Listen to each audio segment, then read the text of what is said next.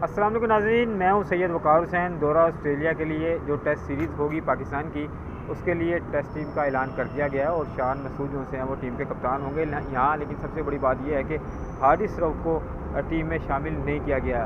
PCB ने शामिल नहीं किया। हारिस रऊफ़ ने खुद इनकार कर दिया है कि वो टेस्ट मैचेस नहीं खेल सकते, क्योंकि यही उम्मीद की जा रही थी। क्योंकि पहले भी जब हारिस रऊफ़ को टेस्ट मैच में मौका दिया गया था तो हारिस रऊफ़ अनफिट हो गए थे। अब पीसीबी की जानिब से ये कहा गया है कि हारिस रऊफ़ को वो टीम में शामिल करना चाह रहे थे, लेकिन हारिस रऊफ़ ने ख़ुद इनकार कर दिया और उन्होंने ये कहा है कि वो अवेलेबल नहीं है और उनकी तबीयत नासाज है। फिर पीसीबी की जानिब से फ़िज़ियो भेजा गया और फ़िज़ियो की जानिब से ये कहा गया कि हारिस रऊफ़ मुकम्मल तौर पर फ़िट हैं और किसी किस्म की उन्हें इंजरी नहीं हो सकती और वो टेस्ट मैच खेल सकते हैं। बहरहाल हारिस रऊफ़ ने इनकार कर दिया। अब हारिस रऊफ़ टेस्ट स्क्वाड का हिस्सा नहीं है। ये एक अब नई बहस छिड़ेगी। मेरे पास नबील नकवी मौजूद है, मुझसे बात करते हैं। नबील, क्या कहते हो आप, ये क्या हो गया काम?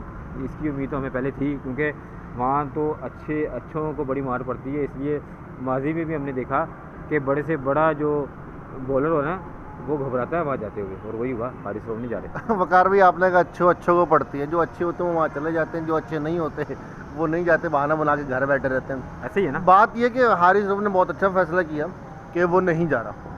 उसने बड़ा सोच समझ के फैसला किया होगा, क्योंकि जो हमने उसकी कारकर्दगी परफॉर्मेंस जो वर्ल्ड कप में देख ली ना, तो हम भी चाह रहे थे कि वो ना जाए। जो माशाल्लाह जितने वो स्कोर देकर आया, हर 533 स्कोर पड़े हैं, रिकॉर्ड तोड़े ना। आदिल रशीद का 2009 का रिकॉर्ड तोड़ दिया उसने, बड़ा काम करके आया वो। अगर वो नहीं जा रहा तो बहुत अच्छा कर रहा, वो नहीं जा रहा। लेकिन हाँ, अब पीसीबी को फ्यूचर में सोचना चाहिए कि ये उसका कौमी फरीज़ा था, उसको कौमी टीम को पहले रखना चाहिए था। वो लीग्स खेलने के लिए नहीं जा रहा कि कहीं अनफिट ना हो जाए, उसको 4 रोज़ की जो क्रिकेट है वो खेलनी नहीं आती। अगर उसको टेस्ट का प्लेयर नहीं है तो फिर माजत के साथ वो प्लेयर ही नहीं है। अच्छा नबील नकवी, वो आकिब जावेद ने ये कहा है कि वो T20 का बॉलर है, क्योंकि उसको जो ट्रेनिंग दी गई है ना वो T20 के हिसाब से दी गई है। तो फिर पीसीबी ने किस कैपेसिटी के तहत उसको सेंट्रल कॉन्ट्रैक्ट भी दिया और वनडे में भी वो फेल हो गया? देखें, पीसीबी मेरा ख्याल है अब 80% फैसले करती है T20 की बेस की परफॉर्मेंस पे, ऐसा ही है। और आकिब जावेद जो हैं वो हमारे काफ़ी सीनियर मेंबर भी हैं और काफ़ी अच्छे खिलाड़ी भी अपने ज़माने में रहे। उनसे ऐसी बात की उम्मीद नहीं थी कि अगर आप एक प्लेयर को सिर्फ 4 ओवर्स के लिए तैयार कर रहे हो तो आप मुल्क और कौम का पैसा ज़ाया कर रहे हो, आप भी करप्शन नहीं कर रहे हो। लेकिन आपने आकिब तो अपना लाहौर कलंदर्स के हवाले से उनकी तैयारी कर रहे हैं, वो ये कह रहे हैं कि पीसीबी को चाहिए था कि इनकी कैपेसिटी बिल्डिंग करते। पीसीबी को चाहिए था, लेकिन आकिब जावेद को भी तो सोचना चाहिए था ना कि इतना बड़ा भाई वो बयान दे रहे हैं कि सिर्फ हमेशा हर प्लेयर ने पीएसएल ही खेलना, उन्होंने आगे इंटरनेशनल नहीं खेलना। और उन्होंने T20 में जो परफॉर्म किया वो वाकई परफॉर्म किया। शाहीन अफरीदी ने किया, हारिस रऊफ़ ने किया, और जितने भी हमारे T20 प्लेयर्स हैं उन्होंने किया। वनडे में नहीं कर सके, वनडे में बिल्कुल नहीं। उसकी वजह ये थी कि ये प्लेयर्स ही 4-5 ओवर्स के थे और वनडे में इन्होंने ऐसी की तैसी कर दी। हारिस रऊफ़ का मामला, हारिस रऊफ़ मेरा ख्याल है भूल गए कि मोहम्मद आमिर के साथ क्या हुआ था।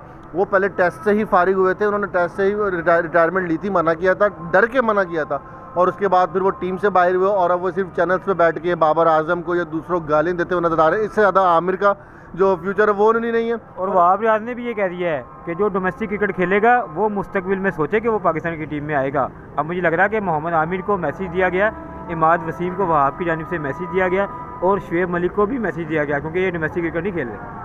मेरा ख्याल है कि वहाब रियाज की ये बात अच्छी है, बहुत अच्छी है, और ऐसा ही होना चाहिए कि जो लड़के आपके मुल्क में खेल के परफॉर्म करके आपको दिखा रहे हैं, आप उनको इग्नोर करके जो तजियाकार बने चैनल्स पे बैठे हुए हैं आप उनको अगर लेके जाते हो तो उन लड़कों के साथ नाइंसाफ़ी जाती है। जो लड़के बेचारे सारा दिन गर्मी में थकते हैं, कभी कभार वो पानी भी पिला रहे होते हैं, जूते उठा के ला रहे होते हैं, और ये वक्त भी ये सीनियर चले जाते हैं। नबील, आपने ये बात बहुत अच्छी की कि हारिस रऊफ़ को सेंट्रल कॉन्ट्रैक्ट दिया गया है। उन पर कौमी फरीज़ा है कि वो पहले पाकिस्तान की टीम को देखें, उसके बाद इधर उधर कोई लीग वगैरह खेलने के लिए जाएं। उनको चाहिए था, अभी वो यंग है तो वो टेस्ट मैचेस खेलते, इसमें क्या मसला है।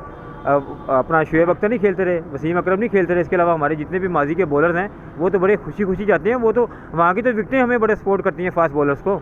सब खेलते रहे, कौन नहीं खेला। वसीम अकरम ने इन्हीं विकेट्स पे खेल के नाम कमाया, वकार यूनुस ने, शुएब अख्तर ने, उमर गुल ने, दुनिया क्रिकेट कमा रही है, दुनिया के फास्ट बॉलर्स पे कमा रहे हैं। हारिस रऊफ़ क्या एंटीक पीस था, वो असल में डर से नहीं आया। हारिस रऊफ को डर था कि अगर ऑस्ट्रेलिया के खिलाफ वो परफॉर्म ना कर पाया और ऑस्ट्रेलिया ने उसको वनडे की तरह वर्ल्ड कप की तरह ही उसका फेटा लगाया तो वो टीम से ना मुस्तकिल तौर पर बाहर हो जाए। मैं भी ये सोच रहा हूँ वो डर के नहीं आया। और अगर वो लीग की वजह से नहीं आया तो पीसीबी को पहला कदम ही उठाना चाहिए कि उसका सेंटर कॉन्ट्रैक्ट कैंसिल करे, क्योंकि जो शख्स, जो बंदा, जो प्लेयर, चाहे जितना बड़ा नाम है, मैं एक बात मेरी लंबी हो जाएगी। इजाज़ भट्ट साहब का मुझे जुमला याद है, जब शाहिद अफरीदी 2009 का वर्ल्ड कप जितवा के आए थे, 10 में शाहिद अफरीदी और पीसीबी में कोई मसले हुए थे, तो पीसीबी के सामने किताबी स्टेडियम में साफ़ी ने पूछा था कि क्या आप शाहिद अफरीदी को नहीं खिलाएंगे। उन्होंने कहा बिस्मिल्लाह, वो हमारे पास बहुत प्लेयर्स हैं, शाहिद अफरीदी नहीं खेलना चाहते तो ना खेलें। अगर शाहिद अफरीदी जैसे बड़े बंदे के लिए पीसीबी इतनी बड़ी बात कर सकते तो हारिस रऊफ तो अभी बन रहा था। और अब तो मोहम्मद हफीज़ डायरेक्टर आ गए हैं, वहाब रियाज हैं, इसके अलावा उमर गुल आ गए हैं। अब मैनेजमेंट तब्दील हो गई है काफ़ी हद तक, क्योंकि गैर मुल्की कोचेस फ़ारग हो चुके हैं। आपके ख्याल में ये अच्छा फैसला किया है बोर्ड ने? देखें, बहुत अच्छा फैसला किया, यही होना चाहिए। आपके मुल्क में बड़े बड़े नाम हैं, उमर गुल T20 का बादशाह रहा है, सईद अजमल बादशाह रहा है, मोहम्मद हफीज़ खुद जो सामने वाले बॉलर्स होते थे उन पर खौफ तारी कर सकते थे। और सबसे बड़ी बात, आपके जो चीफ सेलेक्टर है वो खुद फास्ट बॉलर है। अगर वो एक बंदा खुद फास्ट बॉलर है और हारिस रऊफ उसको कह रहा है कि भाई मैं नहीं खेल सकता, ये कोई भी बहाना बना रहा है, तो वहाब रियाज को क्या नहीं पता होगा कि फिल्में चला रहा है या सिर्फ पैसे की वजह से नहीं जा रहा। ये सिर्फ खौफ था उसको कि अगर मेरे साथ टेस्ट में वही हो गया तो मैं टीम से मुस्तकिल तौर पर बाहर हो जाऊँगा। अच्छा, इसका मतलब है, जहाँ तक मैं आपको समझ सका हूँ ना, आप ये कह रहे हैं कि पीसीबी की जानिब से एक्शन ज़रूर लिया जाएगा। मुझे भी ऐसा लग रहा है। बिल्कुल लेना चाहिए, ताकि सिर्फ इसकी दफ़ा नहीं। देखिए ना, शाहिद अफरीदी ने कहा कि बोर्ड आपको कह रहा है, आप मना कर रहे हो, आप किस तरह के प्लेयर हो। बिल्कुल एक्शन होना चाहिए, ना कि सिर्फ हारिस रऊफ। इससे अगले आने वाले को भी कान हो जाएंगे कि अगर उनको कॉल आएगी पीसीबी की जानिब से तो जाएंगे, वरना भाई घर जाएंगे। पहले पाकिस्तान है, फिर लीग्स हैं। बिल्कुल जी। नबील नकवी ने भी ये कहा है कि हारिस रऊफ को हर सूरत ऑस्ट्रेलिया जाना चाहिए था, टेस्ट टीम का हिस्सा बनना चाहिए था, अपनी परफॉर्मेंस दिखानी चाहिए थी। और जिस तरह मैंने आपको अभी नबील नकवी से बात करते हुए कहा है कि वहाँ पर तो फास्ट बॉलर्स खुशी खुशी जाते हैं, क्योंकि वहाँ की जो बाउंसी और तेज़ पिचेस होती हैं वो फास्ट बॉलर्स के लिए बड़ी ही कारआमद साबित होती हैं। मज़ीद किसी वीडियो के साथ दोबारा आपकी खिदमत में हाज़िर होंगे। जब तक के लिए अल्लाह हाफ़िज़।